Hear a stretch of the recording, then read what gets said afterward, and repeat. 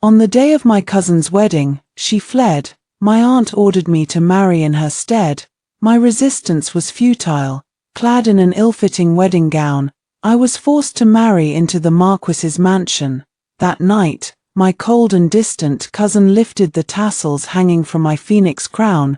When he saw my face, his eyes narrowed. "Why is it you?" After I told cousin Chu Yanbing the whole story, he left the nuptial chamber with a stony expression. From that day on, I dared not harbor any hopes. I lived in a separate courtyard from him and helped my mother-in-law run the Marquis's mansion. I used the silver I had saved to buy a small courtyard outside the mansion, then handed a divorce letter I had written to Chu Yanbing.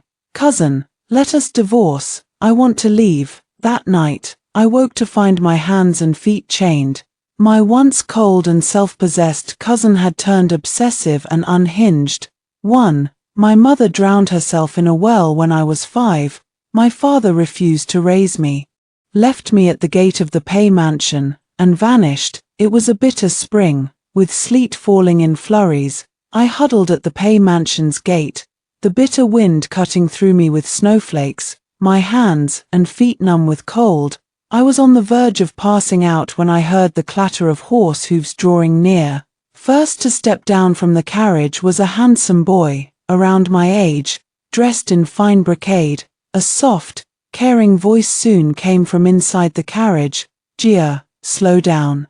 Don't catch a cold." That boy was my cousin. He saw me lying at the gate, walked over, and looked at me closely. When he saw my face, he gasped in surprise. He turned to a beautiful woman in luxurious robes and a fox fur cloak, who had just stepped down from the carriage, and said, "Mother, it's Ninga." That beautiful woman was my aunt, and the girl beside her was my cousin. My aunt stepped closer, saw my face blue with cold, and hurried to have me carried into the mansion. That woman was indeed my aunt. Back then, my mother had been bewitched by my father's good looks, insisting on marrying a penniless scholar. My father had taken the imperial exams for years, yet never even passed the provincial level. After that, he fell into despair and began squandering the family's meager savings on wine and women. My mother started borrowing money everywhere. She earned a living by embroidery. She gave all the silver she made to my father, hoping he would pull himself together and pass the exams. But once my father had tasted the pleasures of debauchery, he refused to endure the hardship of studying any longer. He took the money and visited brothels behind my mother's back. When my mother found out, he would cry and beg for her forgiveness. My mother was soft-hearted and always forgave him. It was with his sweet words and handsome face that he had tricked my mother, a wealthy man's daughter, into marrying him in the first place. Later, my father lost all ambition to take the exams, caring only for pleasure, drinking and frequenting brothels. After countless such betrayals, my mother's heart died, and she finally left me and jumped into the well. 2. My father could never have raised me. All the money he had was conned from my mother with his sweet words. My mother and aunt had been extremely close. For my father's sake, my mother had come to the Pei mansion time and again to borrow money from my aunt, who had always given it to her without hesitation at first, but no one could bear it forever. Once, my mother brought me to my aunt's house to borrow money. My aunt refused, and even urged her to divorce my father. Whenever my mother mentioned divorce, my father would cling to her, refusing to let go, and promise over and over that he would change. But he never did. After my mother's death, he seemed to wake up to his mistakes, crying bitterly over her body. His ne'er-do-well friends egged him on to sell me to a brothel for some drinking money. My father stared at my small face, which looked 7 parts like my mother's, his expression tormented. He probably could not bring himself to sell me. He took me and walked for a long time, my feet burning as if they would burst into flames.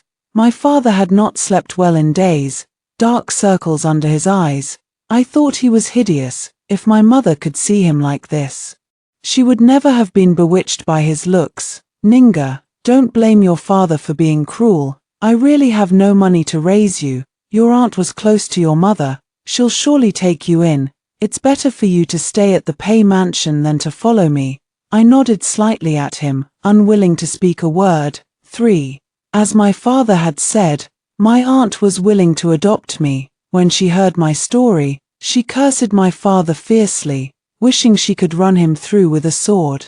I lived in the same courtyard as my cousin, who was 2 years older than me. Everyone in the mansion called me Miss Cousin, though my aunt and cousin treated me well, telling me to make the Pei mansion my home. I still felt constrained here.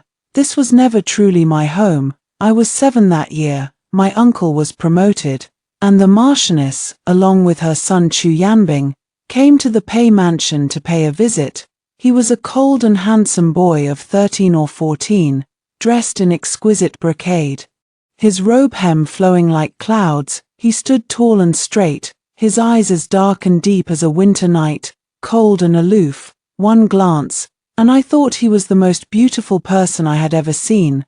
My cousin and I both called him cousin, and the Marchioness aunt. At the feast, Chu Yanbing sat cross-legged on a mat, his bearing elegant and timeless, his profile as smooth as jade, his long eyebrows like distant green mountains. He exuded an aura as cold as ice and snow. He seemed to sense my gaze, and his star-like eyes looked at me coldly. Our eyes met, and I, like a flustered rabbit, quickly lowered my lids, my heart pounding wildly in my chest.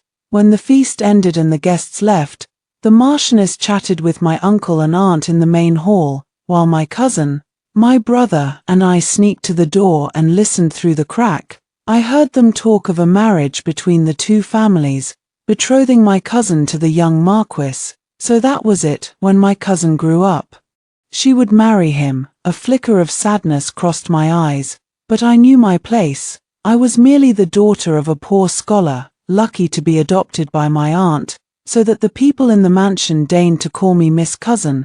After that momentary loss faded from my heart, I began to feel happy for my cousin.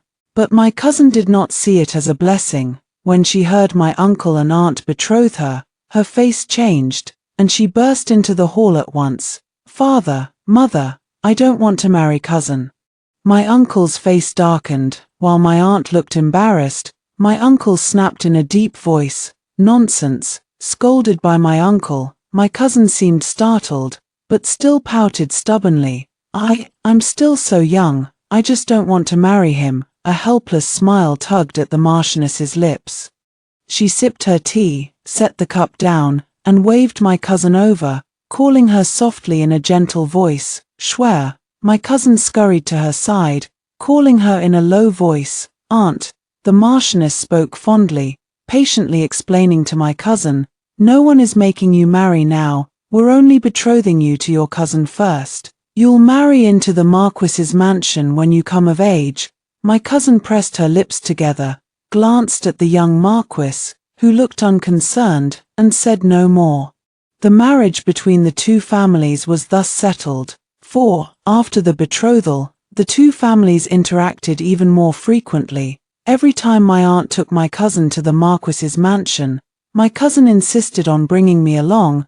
I did not want to go. When my aunt took my cousin to the mansion, it was to let her cultivate a relationship with the young Marquis. I had no connection to the Marquis's mansion, nor a noble status. Following them around would only make me look out of place and awkward.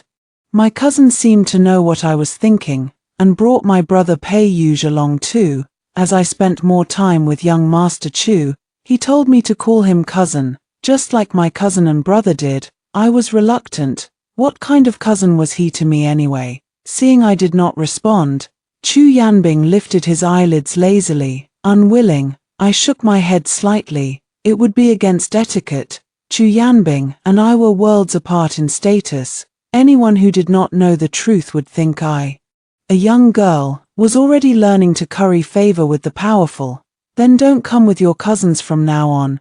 Chu Yanbing's face was expressionless as he stood up and left. He brushed past me, and a faint scent of pine on snow wafted in the air. My face turned white, my cheeks burning as if held to a fire. Overwhelmed by shame, my cousin glanced at me, then at Pei Yuge. Pei Yuge nodded at her, and she ran off to chase Chu Yanbing. My brother came over to comfort me. My cousin's always been like this. He's scolded me plenty since we were kids. Don't take it to heart. Besides, I won't come either then. It's just the Marquis's mansion. What's the big deal? Soothed by my brother, my mood lifted considerably. If I was not welcome, I would not go. I had never wanted to come in the first place. After that, no matter how many sweet words my cousin said, I refused to accompany her to the Marquis's mansion. When Chu Yanbing came to the Pei mansion, I avoided him as much as I could. Then one day, the Marchioness came to the Pei mansion as a guest.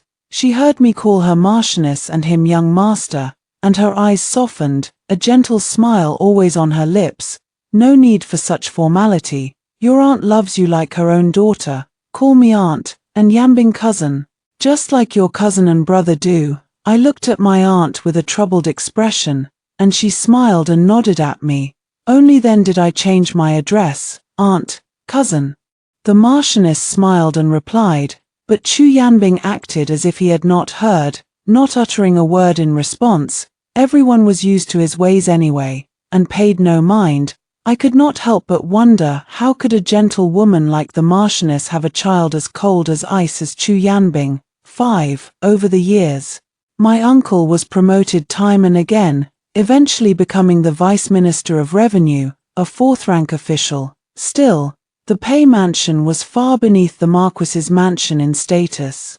Once my cousin came of age, she would marry into the Marquis's mansion, but my cousin always said she was still too young, wanting to stay with my aunt a little longer. My aunt's heart softened, unwilling to let her marry so soon, and kept her for another 3 years. Again, my cousin used the same excuse, coquettishly begging my aunt to let her stay. This time, my aunt did not relent, refusing firmly. No, you can wait, but your cousin cannot. If we wait any longer, we'll only delay him. I've discussed it with your aunt. The wedding is set for the 8th day of the 2nd month from now. My cousin stamped her foot in anger and ran out. A servant came to inform me that my father had died.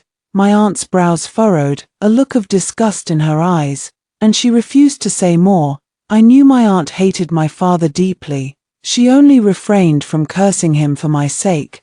My aunt looked at me and spoke softly. Ninga, do you want to go and see him? I lowered my eyes, my heart a jumble of emotions. Yes, I'll go to pay my respects. My aunt told my cousin to go back with me to handle my father's funeral arrangements. When we arrived, my father's clothes were tattered and torn, no different from a beggar's. Someone was wrapping him in a straw mat, ready to dig a hole and bury him. I thought back to the year my mother died.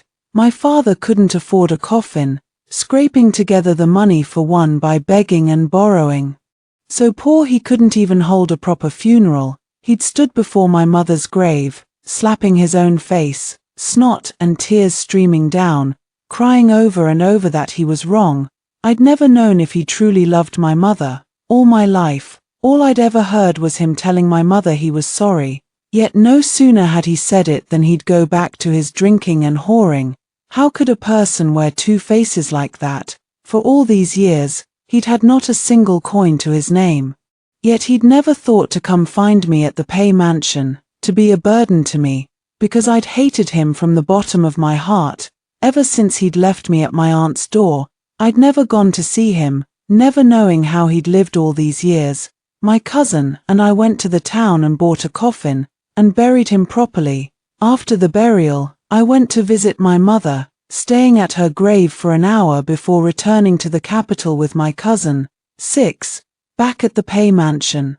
The courtyard was filled with an array of betrothal gifts, 12 chests full in all. My eyes widened, a jolt of shock rising in my heart. Hearing that the Marchioness and Chu Yanbing were here, I didn't go to report to my aunt, but went straight back to the courtyard and my own chamber. As soon as I stepped into the room, I saw my cousin, equally startled, with a man by her side.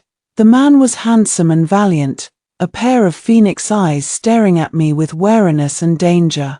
My cousin urged him to leave. Before he left, he walked over to me, paused for a moment, and shot me a cold glare, as if a warning. My cousin's face was a mix of embarrassment and nervousness, her words stammering. Ninga, you're back. You finished handling everything so quickly. My expression turned solemn as I asked, cousin, who is he? My cousin hung her head and explained to me, his Song Rongjie, the son of Minister Song of the Court of Judicial Review, now serving as a secretary.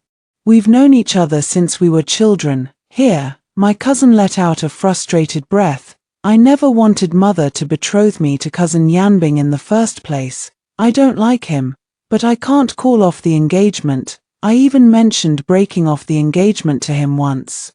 And he just threw me a single sentence, as you wish. Ninga, listen to that, how can anyone say such a thing? I blinked.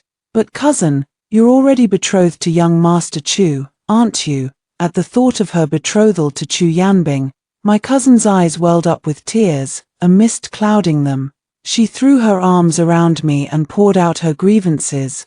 Wah, Ninga, I don't want to marry a stone man. Me, a stone man. It was a fitting description.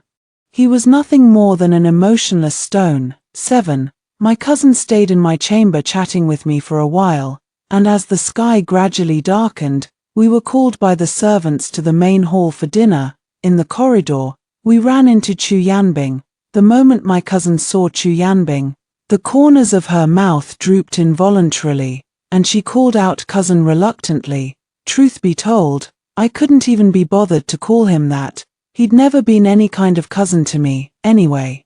My cousin and I were late, and 3 seats were left at the red sandalwood table carved with ruyi patterns and horsehoof legs. My cousin was the first to sit down next to my brother Peiyuj. My uncle's face darkened. Shishua. My cousin played dumb, smiling sweetly at my uncle and aunt with her eyes crinkled.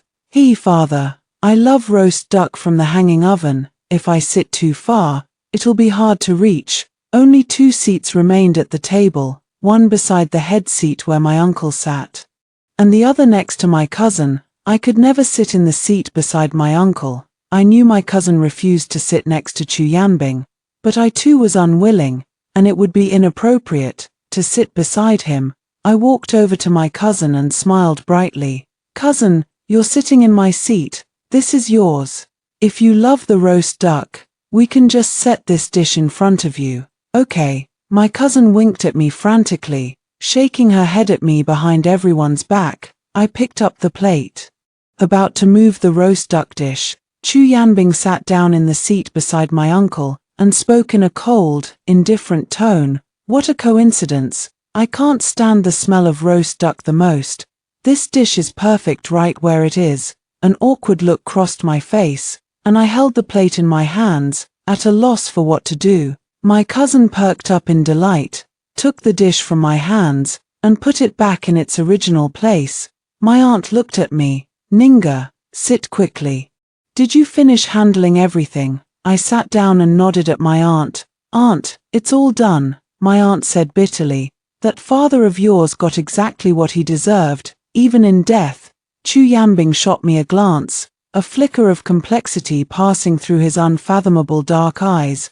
I hung my head and ate in silence. 8. On the day of my cousin's wedding, she fled. None of the mansion's mammies or maids could find any trace of her. Wave after wave of men my aunt sent out failed to locate her, and the entire mansion was thrown into chaos. My uncle was so angry his face turned livid, muttering viciously that he'd break my cousin's legs the moment he found her. My aunt paced back and forth in the courtyard, her usually gentle face etched with anxiety, the handkerchief in her hands crumpled into a ball. That foolish girl, she's 3 years older than you. Yet she's not half as steady. Her childish pranks are fine on ordinary days, but this is her wedding day. To disappear at a time like this, I've truly spoiled her rotten all these years. My aunt's personal mammy stepped forward and whispered a reminder in her ear. Madam, the auspicious hour is only an incense stick's burn away, and the young lady is still nowhere to be found. My aunt's anxious gaze fell on me, and a sudden light flickered in her eyes. Ninga, come with me. A faint unease rose in my heart as I followed her. When we reached her room, she said, Ninga, you marry in your cousin's stead. my pupils constricted instinctively, my eyes filled with disbelief as I refused at once. Aunt, no, marriage is a momentous occasion, how can I possibly take her place?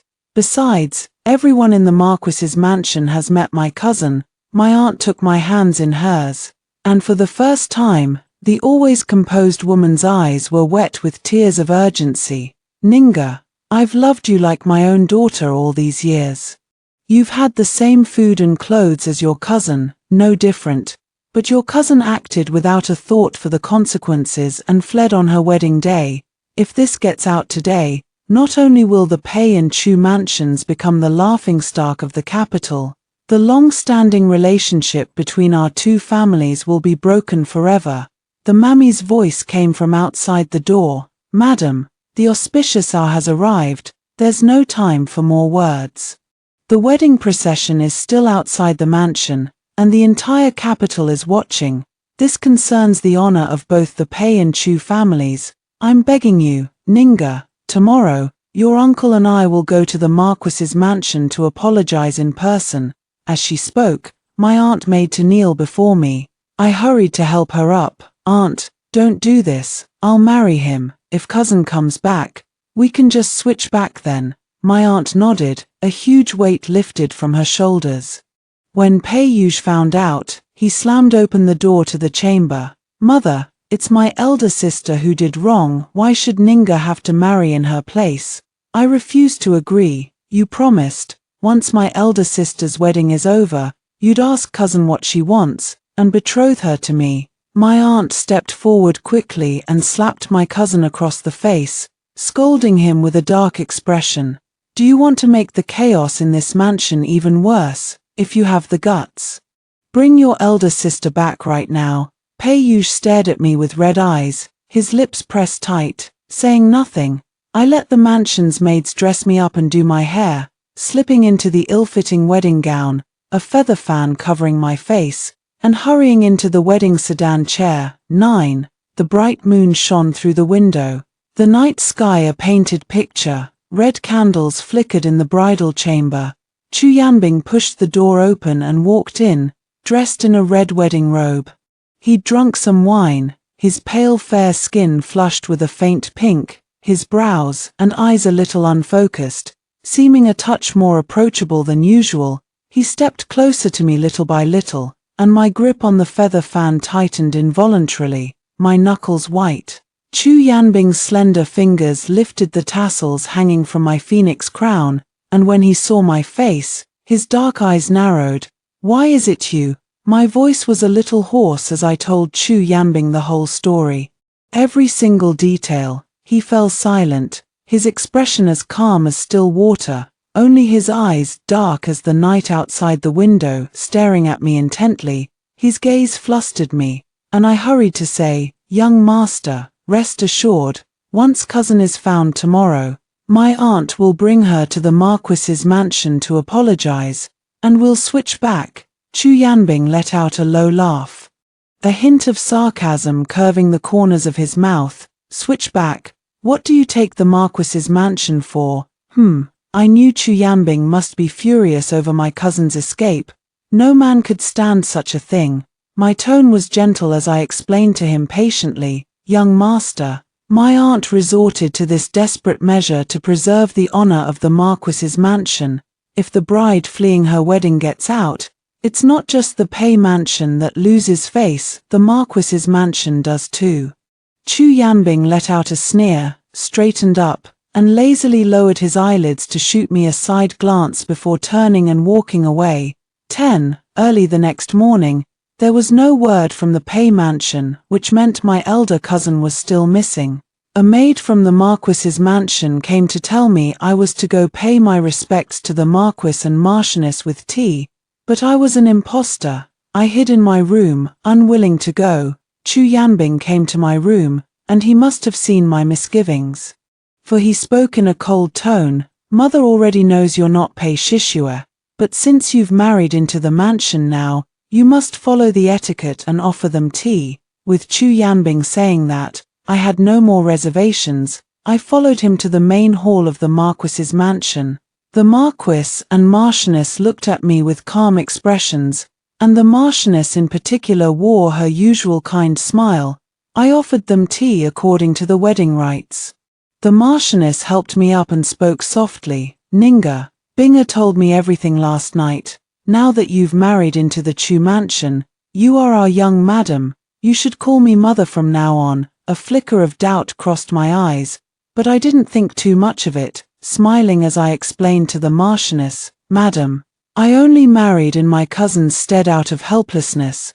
Once cousin is found, my uncle and aunt will come to the mansion to apologize, and will switch her back with me. The smile on the Marchioness's face froze for a moment, a hint of surprise flashing in her eyes. Switch back, I nodded, and following the Marchioness's confused gaze, looked at Chu Yanbing beside her. Had he not told the Marquis and Marchioness, he still wore that expressionless face, giving no clue to what he was thinking. 11. On the third day, the day I was supposed to return to my natal home, my uncle and aunt came to the Marquis's mansion in person to apologize. The Marquis and Marchioness greeted them with smiling faces as always, not a trace of blame in their eyes.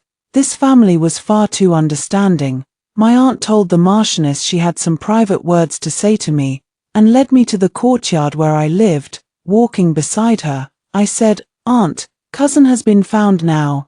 Can she and I switch back? My aunt stopped and smiled at me. Silly girl, you're already married to him, how could you possibly switch back? I blurted out, but we haven't even. Realizing I'd spoken too fast, I bit my lip, my cheeks flushing pink, and stammered in a low voice, Aunt, we haven't shared a room, we can still switch. A flicker of doubt crossed my aunt's eyes. Does he dislike you? I explained softly. He was betrothed to cousin in the first place. He has a soft spot for her. It's only natural he'd dislike me for taking her place on our wedding day. The Marquis and Marchioness didn't blame anyone either. I told them we'd switch back once cousin was found. My aunt sighed. Your cousin came back with a man, young Master Song, the son of the minister of the Court of Judicial Review. Young Master Song told your uncle he wanted to come to propose marriage. Your uncle had him beaten and thrown out, and locked your cousin in the attic, forbidding her from taking a single step outside. I froze for a moment, recalling the man my cousin had met in my room privately, the same Song Rongjie, son of the minister of the Court of Judicial Review. As she told me, cousin had a rebellious streak, and she'd never liked young Master Chu. It seemed switching back was impossible. My aunt's tone was fond as she earnestly advised me. You and Yanbing bowed to heaven and earth, you are husband and wife now. He doesn't like you now, but that doesn't mean he never will. Just do your duty well in the Marquis's mansion. Your cousin Yuge has always liked you. If your elder cousin hadn't caused this mess, I'd planned to ask your opinion and betroth you to him in the future. If he still has no feelings for you later, and you don't want to be with him anymore, you can ask for a divorce. You may not be my biological daughter, but you're like one to me. The Pei Mansion will always be your natal home. My aunt said so many things, but the only two words that stuck in my mind were divorce. Coming to my senses, I smiled and nodded at her. 12. From then on, I did my duty faithfully in the Marquis's mansion. At the first glimmer of dawn, I'd go to the kitchen to supervise the cooks preparing meals, and occasionally cook a couple of dishes myself. The Marchioness handed me the keys and account books from the steward's office, entrusting me with full authority over the household management. She even smiled and said if I had any questions, I could go ask Chu Yanbing. There were some account books I really couldn't understand. But I never went to ask Chu Yanbing. He must have loathed me deeply. Not only had I married him in my cousin's stead, but the promise we'd made on our wedding day to switch back once cousin was found had also fallen through, so I didn't want to show up in front of him and annoy him further. Yet what I'd thought was his loathing for me didn't feel like loathing at all. Though Chu Yanbing and I lived in separate courtyards, he came to mine often, ate meals with me, and always brought back rare pastries the mansion didn't have when he returned from court. When he saw me poring over the account books by lamplight, confused. He'd stay by my side and teach me himself. The faint scent of pine on snow, his usual aura, lingered at my nostrils. Chu Yanbing's voice when he spoke was still cold, but his attitude was nothing like the arrogance he'd shown before. He also told me not to call him young master anymore. He said if I didn't want to call him husband, I could still call him cousin as I used to. The Marquis and Marchioness were both very kind to me. The Marchioness often took me to flower banquets held by the noble ladies in the capital, introducing me to everyone with a bright smile. As time passed, Chu Yanbing and I got along quite harmoniously, treating each other with the courtesy of husband and wife. I pressed a hand to my chest, a tiny, imperceptible ripple stirring in my heart. Yet no matter how late it was, he never stayed the night in my courtyard. 13. The night was deep, the candlelight in the bridal chamber dim. A servant came to say the Marchioness had prepared some food and sent it over, asking me to have dinner with Chu Yanbing. I told a maid to call Chu Yanbing over for the meal. The maid soon came back to report. Young madam, the young master said he still has official business to attend to and will come later. He told you to eat first. I waited for Chu Yanbing for a while, but when he didn't show up, I ate by myself. Halfway through the meal, I suddenly felt my whole body go weak and limp, my skin burning hot, even my breath growing shallow. I tried to stand up, but fell back down repeatedly, powerless. I stumbled to my feet and lurched over to the bronze mirror. In the mirror, my cheeks were flushed crimson, my eyes glistening with mist like spring water, brimming with a hazy allure. Why did I look like this? A cold breeze blew in, and Chu Yanbing pushed the door open and walked in. Sensing something was wrong with me, he strode over quickly. Ninga, what's wrong with you? Cousin, I licked my lips, my almond eyes staring at him, bright and watery. His aura made me inexplicably want to draw near. Chu Yanbing swept me up in his arms and carried me out of the bridal chamber. The night was pitch black, moonlight filtering down in tiny shards on the treetops. He carried me to the bathing chamber, then stepped into the bath with me in his arms. The water was a little cold, but it eased the burning heat in my body. Held in his arms, my clothes soaked through and clinging tightly to my skin, I felt utterly miserable. I lowered my eyes, my gaze dark and dull as if covered in a layer of ash. He'd brought me to soak in cold water, unwilling even to touch me. I'd almost thought I could slowly walk into his heart. One really must never be presumptuous about someone's feelings. Chu Yanbing looked down at me as I huddled quietly in his arms. Ninga, I lifted my head and gave him a faint smile. I'm fine. 14. I'd soaked in the cold water for too long, and caught a chill the next day. In my dreams, there was a lot of noise. I vaguely heard the Marchioness shouting and scolding Chu Yanbing. No. The Marchioness was always gentle, how could she be angry? When I woke up, Chu Yanbing was sitting beside my bed. Seeing I'd woken, the furrow between his brows smoothed out. He raised a hand, and a maid, understanding, handed him the medicinal soup that had been prepared earlier. Chu Yanbing blew on the spoon, then brought it to my lips to feed me. I stared at the spoon, hesitated for a moment, and gave him a weak smile. Young master, I can do it myself. Chu Yanbing lifted his eyelids. His deep dark eyes fixed on me. If you won't call me cousin, then call me husband. Open your mouth. He pressed the spoon to my lips, and I had no choice but to open my mouth and drink. The medicine was bitter, and I frowned instinctively. A candied fruit was pressed into my lips. I opened my eyes and saw a faint smile at the corner of Chu Yanbing's eyes. Sweetness burst on my tongue, fading the bitter taste of the medicine in my mouth. He fed me a spoonful of medicine, then a different flavored candied fruit. He seemed surprisingly patient. This was nothing like his usual way of doing things. After finishing feeding me, Chu Yanbing set the medicine bowl on the tea tray and took my hand in his. Ninga, it was my carelessness yesterday that made you ill. It's my fault. I've asked the Emperor for leave. I'll accompany you to relax these few days. Is there anywhere you want to go? I thought for a moment and shook my head at him. Chu Yanbing's brows furrowed again. Nowhere. I pulled my hand out of his and smiled at him. Cousin, I'm already fine. You don't need to take leave specially for me, don't displease the emperor. Chu Yanbing lowered his eyes to his own fingers, the corners of his eyes turning cold. He let out a low, cold laugh. I've already asked for leave, what else can I do? Me, 15. My chill came on fast and left just as quickly. In the days that followed, Chu Yanbing took me to meet some of his friends, brought me to the racecourse to ride horses, and accompanied me to paint, admire flowers, and fly kites. I didn't really need his company. With him by my side, I only felt constrained. Aunt had said I could ask for a divorce if I didn't want to stay. I'd only been married for 3 months. Would it be too soon to ask for a divorce? I'd wait a little longer. The Marquis's mansion received an invitation from the Pei mansion. Cousin had married the man she'd loved all along, Song Rongjie. The thought that Chu Yanbing might lie awake tonight, heartbroken, filled me with an inexplicable sense of delight. How strange. I'd never been the kind of person to rejoice in others' misfortunes. I sat on the soft couch, my mind far from the book in my hands.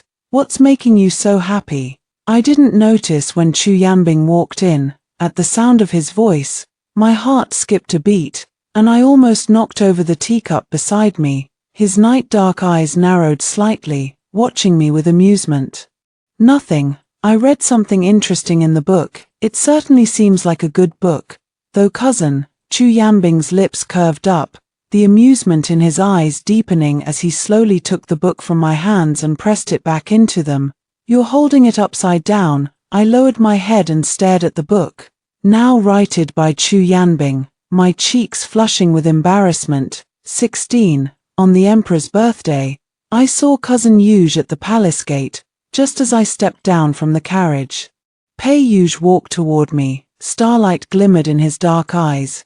Ninga, long time no see. How have you been? Cousin, long time no see. I've been well. I looked at Pei Yuge, a smile in my eyes. He wore a blue robe with silver cloud patterns embroidered on the cuffs and collar, his black hair tied with a silver crown inlaid with white jade. He looked more steady and handsome than ever. I didn't notice Chu Yanbing's dark, scowling face beside me. I'd only just started talking to cousin Yuge when Chu Yanbing grabbed my hand and pulled me away. Cousin Yuge followed beside us, his brows furrowed, clearly displeased with Chu Yanbing. Cousin, what are you doing?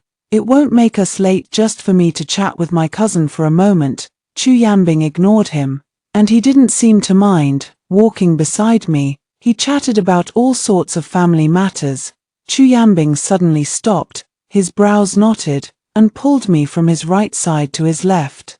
He shot Pei Yuge a cold glare. You're too noisy. Get lost. Pei Yuge fell silent. He looked wronged, his mouth opening as if he wanted to say something.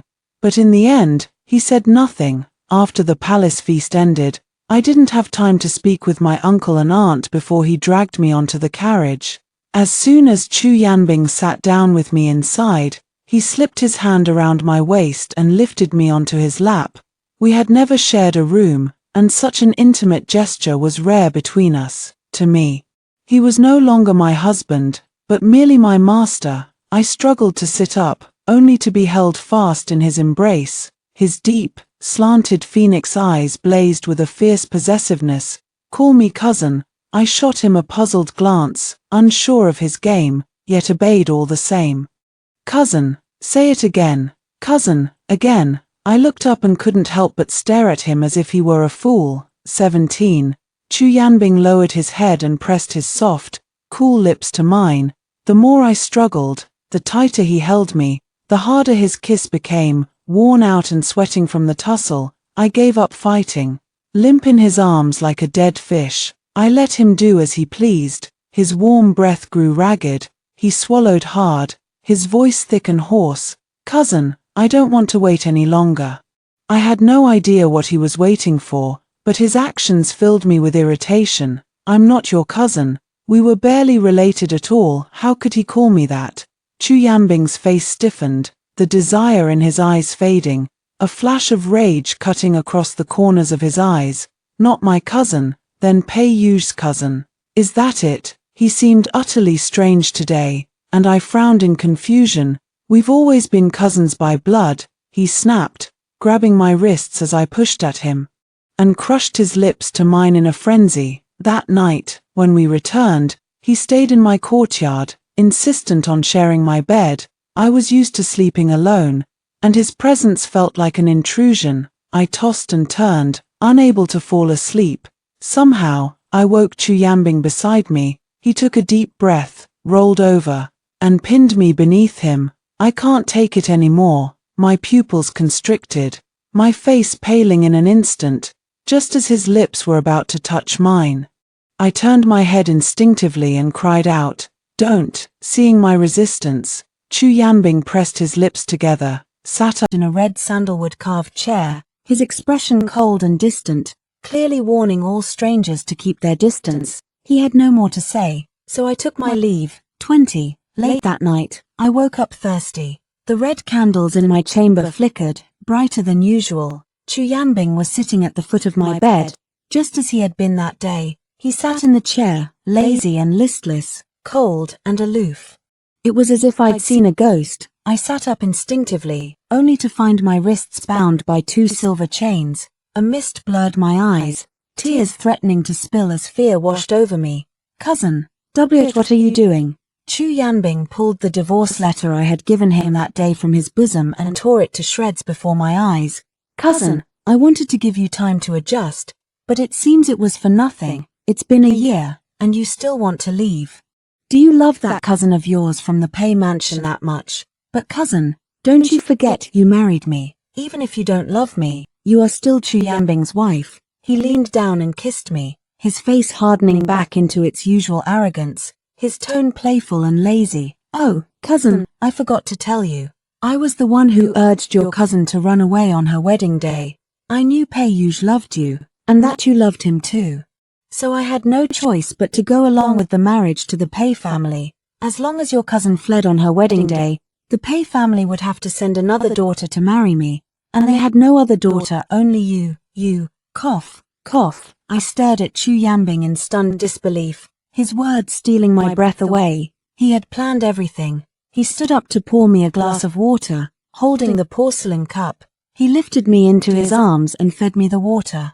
"So you have no intention of letting me leave, do you? You are my wife, the one I schemed so hard to have." His unspoken meaning was clear. There was no way I was leaving. Chu Yanbing shed his outer robe, letting it fall to the floor, and climbed onto the bed. His broad frame loomed over me. "I've never liked forcing people. I held back all this time, never sharing your bed, because I cared about how you felt. But I waited for you to accept me, Ninga, only to be met with a divorce letter. Tonight is our wedding night, at long last." He kissed my lips, his warm tongue slipping inside. The kiss left me breathless, and his lips drifted lower, inch by inch. My body went limp as water, a tingling numbness spreading through every fiber of my being. I felt something hard as iron pressing against the inside of my thigh. My mind went blank for a moment, then I gritted my teeth and said, "Stop rubbing against me." He lifted his head, his eyes darting down, his face creased with a hint of helplessness. I can't control it. Mist blurred my eyes, and I glared at him, equal parts shy and furious. "We can be together if you let me go first." "Very well," Chu Yanbing agreed, pressing a kiss to the corner of my mouth before lifting his hand and unfastening the chains around my wrists. It was our first time, and neither of us had the faintest clue what to do. We fumbled for what felt like an eternity before it began, and it was over in an instant. I instantly regretted agreeing to this so easily, proud as he was. This must have been a crushing blow for him. I lifted my eyes, stealing a quiet glance at him. His brows were knotted tight, his face dark as a storm cloud. Just as I'd thought, unwilling to give up, he pulled me close and we tried again. We found our rhythm, and then a third time followed. That was when I realized I'd spoken too soon, laughed too early. The sky paled with the first light of dawn. The red candles burned down to stubs. Streaks of morning light filtered through the carved wooden lattice, and only then did the rocking of the red sandalwood bed, carved with Kai dragon patterns, slowly come to a stop. 21. When my mother-in-law learned we'd finally shared a bed, she hurried off to the Xiangshan temple to burn incense and offer a prayer of thanks after that night. He clung to me every evening, making me call him husband over and over again. He was glued to my side during the day too. It was exhausting. I supposed he was afraid I'd run away, yet in front of everyone else, he remained the same cold, unattainable man he'd always been. Later, my mother-in-law let it slip that on the night of Chu Yanbing and I's wedding, she'd been just as shocked as anyone to find it was me who'd married him. But Chu Yanbing had gone to her and told her he loved me. She'd been utterly stunned. She'd never thought her cold, unfeeling son was capable of loving someone. Though a marriage had been arranged between the Pei and Chu families, she'd always known her son had no affection for my cousin. To her, the fact that her son could love someone, like any ordinary person, was a joy beyond measure. But as time passed, she'd grown confused as to why Chu Yanbing and I still lived in separate courtyards. So she'd slipped an aphrodisiac into our wine at dinner one night. She'd never imagined, though, that Chu Yanbing would carry me to the cold bath instead, and that I'd end up catching a chill because of it. She'd been equal parts angry and helpless with her son over that. Every time I went back to the Pei mansion to visit my aunt, Chu Yanbing was fiercely protective, keeping me from getting too close to my cousin Yuge. I had no idea when he'd gotten the absurd idea that I loved Pei Yuge. I asked him why he thought that. He said, "You've always been close to him since we were children, and never to me." I laughed, exasperated. He never once stopped to think about his own temperament as a child. 22. Later, I found out I was pregnant. He held me in his arms, his eyes softening as he looked down at me, a faint note of hurt in his voice. "Ninga, we're going to have a child. Can you try to love me, for the baby's sake?" I told him time and again that I already did, but he'd never believed me. If he wouldn't believe me, so be it. On the day the baby was born, my mother-in-law took the infant from the midwife's arms. She watched as Chu Yanbing strode into the room, a tender, doting smile on his face as he looked at the baby in her arms. "Binga, look how precious our grandchild is. Very precious. Hold him a little farther away." Chu Yanbing stepped past her and walked straight to my bedside. Mother-in-law. She cooed at the baby in her arms, shaking her head. "My sweet boy, don't you ever grow up to be like your father. No one will ever love you if you do, and you'll never find a wife. The only reason your father managed to marry one is because I've spent my whole life doing good deeds, and this is my reward from heaven."